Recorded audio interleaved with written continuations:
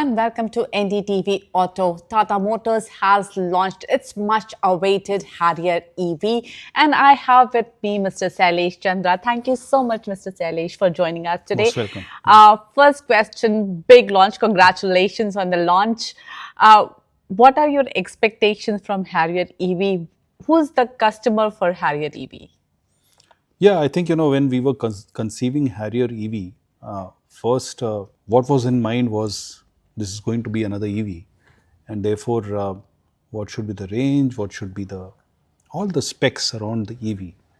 But, we also, when we started understanding that this is a segment where we can actually overcome all the barriers of what is in the electric vehicle segment, at the same time, deliver significantly superior experience for the customer in a high SUV segment, the whole thought process changed. Now, high SUV are cars, which are typically bought by customers who are upgraders. Mostly, I mean, there are still first time buyers like young, successful professionals or entrepreneurs, but you have also a lot of these customers who are upgraders, who would have already owned 2, 3 cars in the past, and they are more discerning, more sophisticated.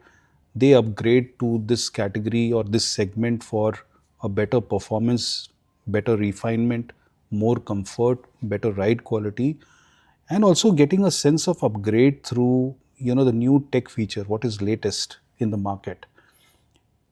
And we thought that whether on all these aspects, whether we can deliver using the electric technology a far superior experience in terms of performance, in terms of ride comfort, in terms of new tech which you would possibly see in a luxury segment. This was the idea behind Harrier.ev, and therefore I expect that unlike past EVs in the market which have some level of residual barriers left, as far as electric cars are concerned, this, given that overcomes the range barrier, which overcomes with 500 kilometer plus range, with 75 kilowatt hour of battery, high charging speeds, it completely overcomes all the barriers, and therefore I expect that all those 25,000 customers should be thinking about Harrier EV actively because it's of much superior experience. The other question about Harrier EV is that what was your thinking when you were planning its pricing? Because that's the point where all those 20,000 customers will actually decide. You're absolutely right, and that's why I said that when there are no barriers, when I use that word or phrase, the big three barriers in electric vehicle was price, range, charging time. I think price is therefore also one where we have focused on bringing parity versus an automatic car in this segment in the ICE world. And therefore the pricing which we have revealed is pretty much in line with that. So that was the thinking, that you have to overcome this barrier also. And I think we have delivered. Okay. With Harrier EV, it seems that till now you had more mass market EVs, but this is clearly in the premium segment. What do you expect? More competition, or you think more excited about it? What is your expectation? As I said, in my earlier response, that given that this overcomes the barriers, especially the range, I'm saying. Range was one of the big barriers. And the car being able to do more than 500 kilometers, typically an intercity drive in India, the median intercity drive is 180 kilometers, and 90% of the customers would be doing less than 400 kilometers as a max intercity drive. So this completely takes care of that. So my expectation is that unlike the earlier EVs, this should give more comfort to customers to really shift to EVs, and especially that's why I said that whomsoever is consider buying a car above 20 lakh should be considering this with much superior features, which you get in luxury cars also. For example, automatic parking. Yeah. Summon mode, what you saw on the stage today. I think these are the features which will appeal to the customers. Considering with the EVs, one point is always the range. biggest point that any EV buyer thinks. I know you are telling us 500 kilometers, but the experience of lots of customers, and not just India, across the world, has been that whatever is promised is not delivered, and that leaves them disappointed. So, how confident are you that this 500 kilometers, and everybody understands it is ballpark. So, how confident are you that you will be able to deliver something around it? That's the benefit that we have as a company, because we have sold about 200,000 plus vehicles, and we have the data for all these 200,000 customers in terms of their driving pattern, the range that they are getting for a given uh, battery size in different temperature conditions. And therefore, we have come with a measure which is called C75, which means 75 percentile of the customers are getting what range. And that makes our estimate more precise. And today you saw in the presentation also, Anand mentioned about the accuracy level of the C75 number being 90% plus. Yeah. That shows that we have significant confidence that the range band is about 480, 485 to 505 kilometer. And therefore, more often, if you are driving the car in a certain way, you should be getting 505. Yes, in certain climatic condition like summer and all, it might fall down. That's why we have given a range. And therefore, basis the data that we have, 8 billion kilometers of data, we are fairly optimistic about this kind of a range. The certified range is much higher, and that you have seen already. So I'm talking about the real range. Harrier EV is also something which is packed with features. You're giving a great range. Do you think you want to export it in big numbers across the world as well?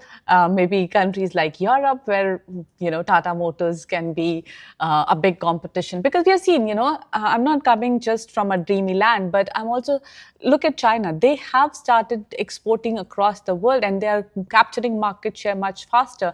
Our products are also now upping the game. So, do you see the case for it? Absolutely, first, but the current focus will be to establish this car in the Indian market.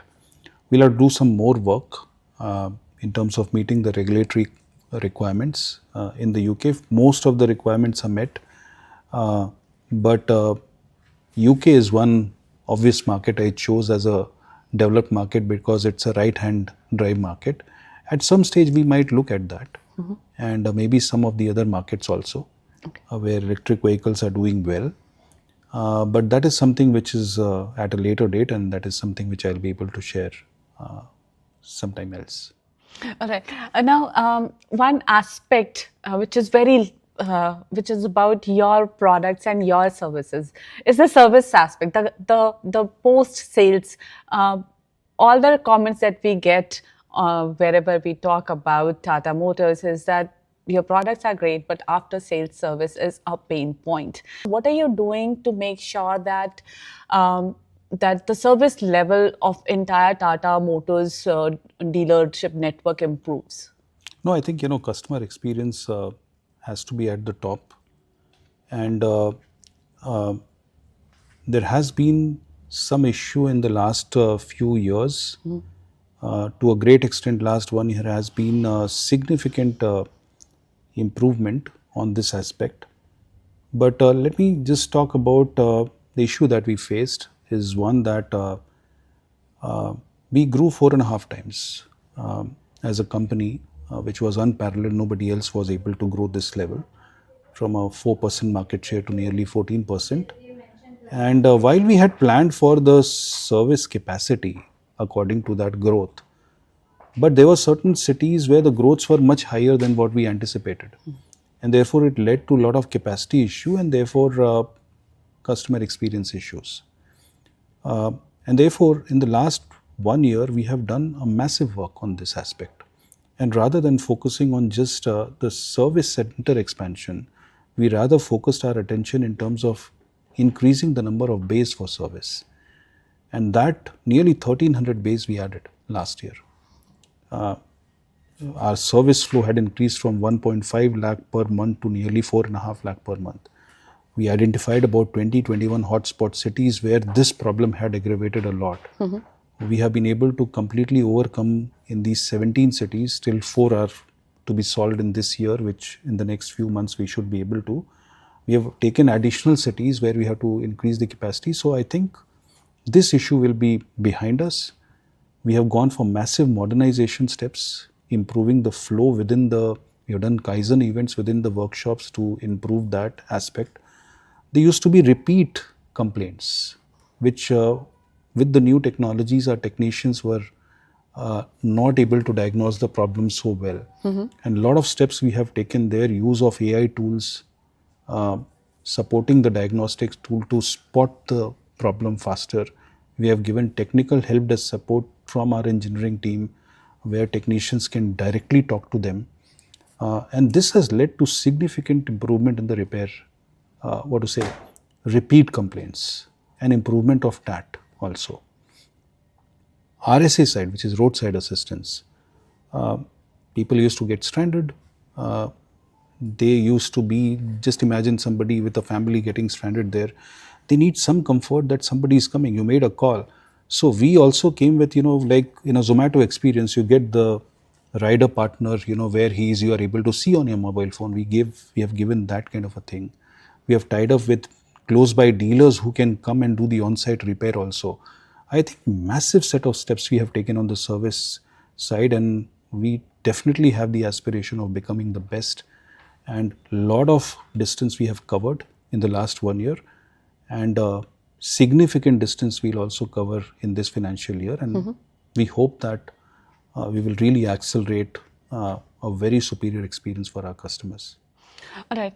Now, a couple of macro questions. I know your team is just indicating that time's running out, but I have a couple of questions. One is, China has put some curbs on rare earth magnets, which are very significant in automobile production. Various parts get impacted.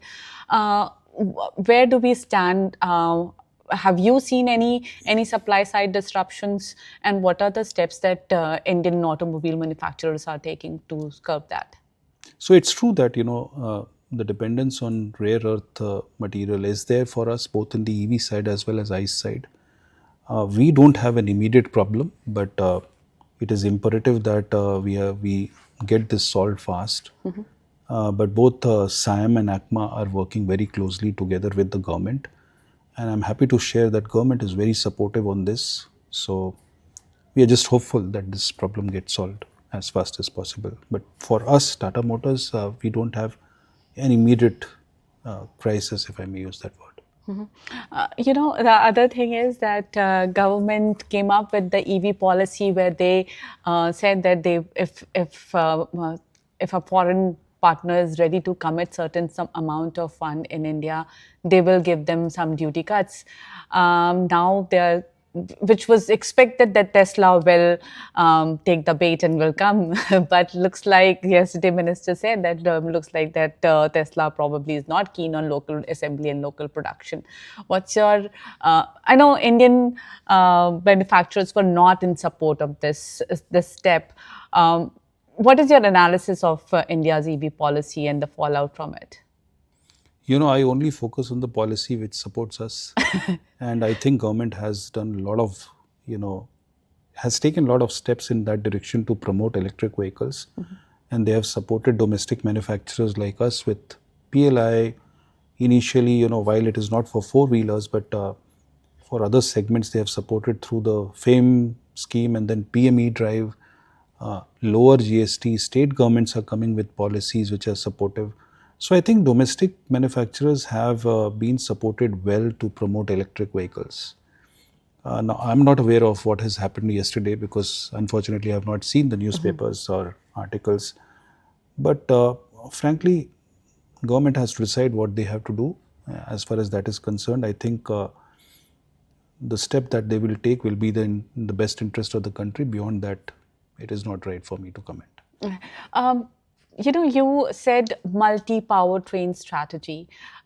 You have petrol, diesel, CNG, and EV. Do you think hybrid can also be a powertrain that you would like to look at? I know earlier in the past you have said no, but world across, people's view on hybrids are changing. Has that impacted your view as well? We have taken a bet on the electric vehicle side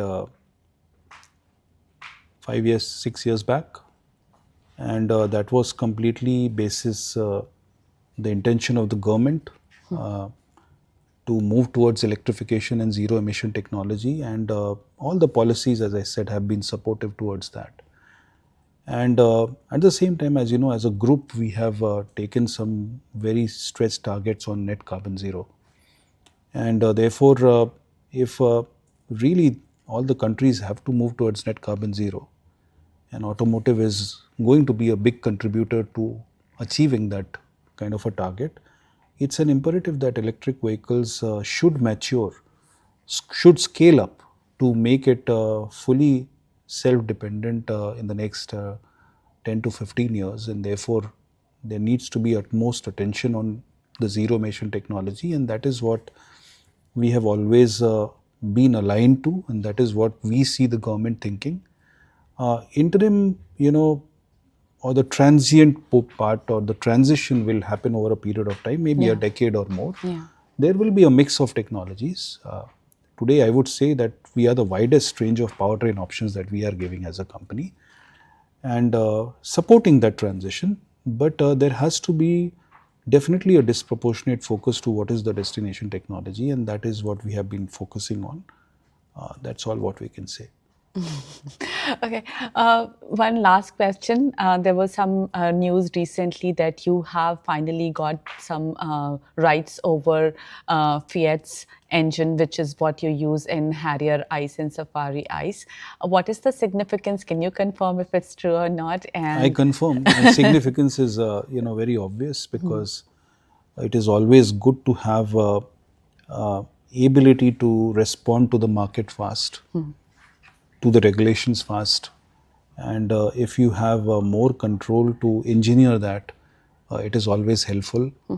And therefore, we are very happy with this collaboration with Stellantis to get access to modifying, getting the rights to modify and respond fast to the market need, if I use that word. So yeah, it has happened. So that means you will be able to tweak the engine according to your requirements, even in BS7?